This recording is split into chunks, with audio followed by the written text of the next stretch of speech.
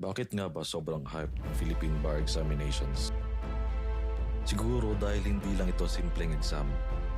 Ito ang rurok ng isang mahabang laban na puno ng sakripisyo, luha, pagod at tiwala sa sarili. From first year to fourth year in law school, non-stop ang matinding pressure. Araw-araw may takot na baka ikaw na ang susunod na matawag sa recitation. At araw-araw may kaba na baka bumagsak ka na naman sa isang subject.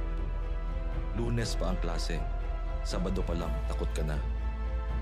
Ilang beses kang pumasa, ilang beses ka rin bumagsak. Ilang beses kang nagtagumpay, pero mas maraming beses kang nadapa.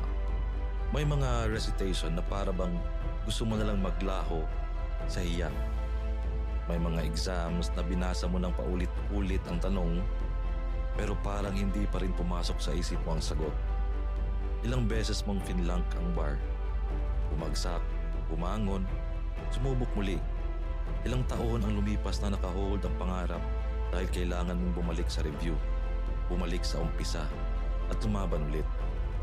Samantala, habang ang iba ay nagdiriwang ng kaarawan, Pasko at bagong taon, ikaw ay nakakulong sa kwarto, may hawak na caudal at reviewer. Habang may handaan sa labas, ikaw ay may kape at highlighter. Maraming gabing halos wala ka ng tulog. Mga gabing pagod ka na magbasa. Pagod ka na mabigo. Pagod ka na umasa.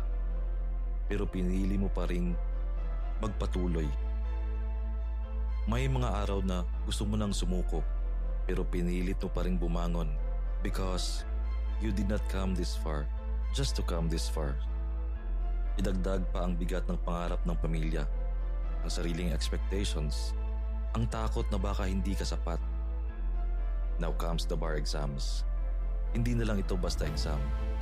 Isa na itong simbolo ng lahat ng luha, puyat, sakripisyo at tibay ng loob. Isa na itong patunay na kahit ilang beses kang bumagsak, pinili mong lumaban. Kahit ilang beses kang nasaktan, pinili mong maniwala.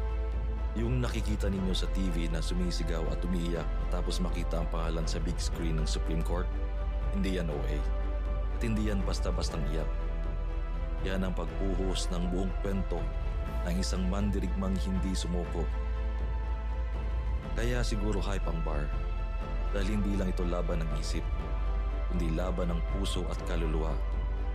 Lahat ng yan para sa inaasam-asam na patatawag kang attorney.